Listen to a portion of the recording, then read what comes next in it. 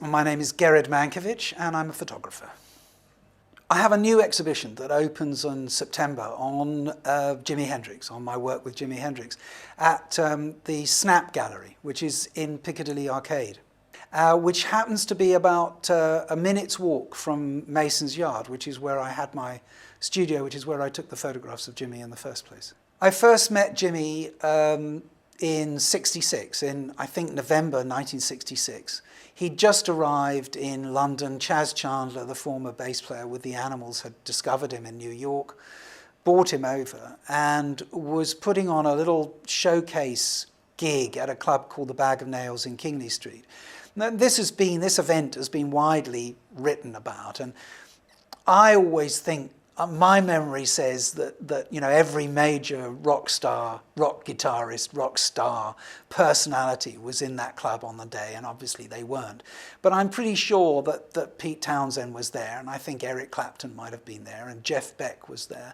And there's no doubt that everybody in the room was completely blown away by Jimi. I mean, his performance, his sound, his energy, his appearance, his charisma was just overwhelming and took everybody by surprise. So that was my first sight of him. And then after he performed, I sort of pushed through the crowd to say hello to Chas and to briefly meet him. And there was this wonderful looking person, but very quiet, very humble, very almost mumbling. And you know, in the crowd, I just introduced myself, and he said hello, and I said, you know, look forward to seeing you in the studio soon, and that was that, and it was over.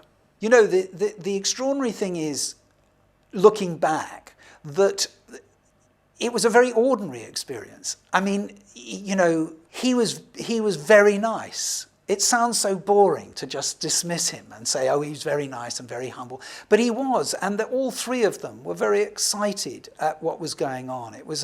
They were enjoying the attention. They were enjoying the buzz. They were enjoying the excitement of performing. They were enjoying it with an innocence and a naivety that was really infectious. And because in those days we didn't have Polaroid, there was no way of showing your subject how you were seeing them. You could describe it. You could even let them look through the camera at someone else. But you couldn't really show them what they were looking like. So they had to trust you. And that established a contact between me, the photographer, and my subject that really relied on a sort of trust. And so there was a sort of, there was a shared trust amongst you. And it was felt very natural, felt very comfortable. There was a lot of laughing and giggling. Everybody in those days, every bloke in those days wanted to be moody and sexy.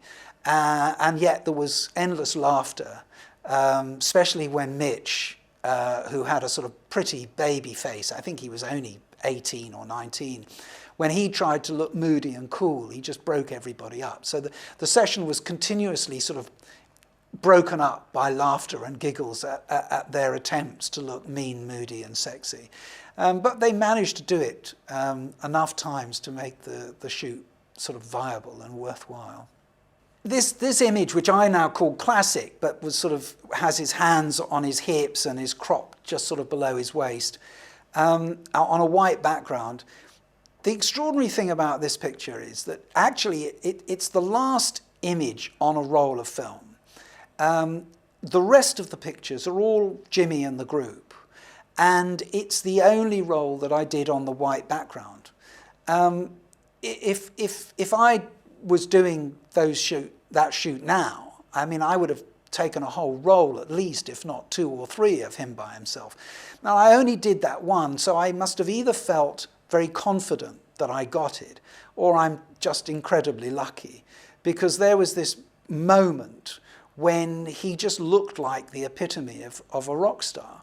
And it's the sort of perfect rock star portrait in a way, even if I say it myself, because the proportions, his proportions, are just absolutely spot on.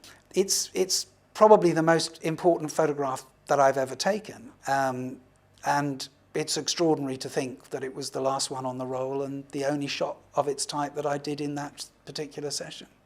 The challenge for young photographers these days is to try and find a way of cutting through the bullshit that surrounds the image, the business and the image making process, the ridiculous idea that you can only take pictures during the first 2 songs or the first 5 seconds of the 3rd song, or before the singer becomes too sweaty, or before he or she expresses anything really interesting about their music. I think that my principal advice would be to try and work with musicians who haven't made it yet, musicians who are battling the system to get signed and who need help and support to make an image. I think you'll make your best pictures with somebody who's at the very beginning of the career, and then hopefully they'll be successful. And if you're really lucky and they're remotely decent, they'll give you a fantastic session when they're signed to a major record company. But I don't think that you can just break into the business anymore, because I don't think the business really wants you to. I don't think any part of the business is encouraging or nurturing or supporting at all. I think it's a terrible battlefield out there. Good luck.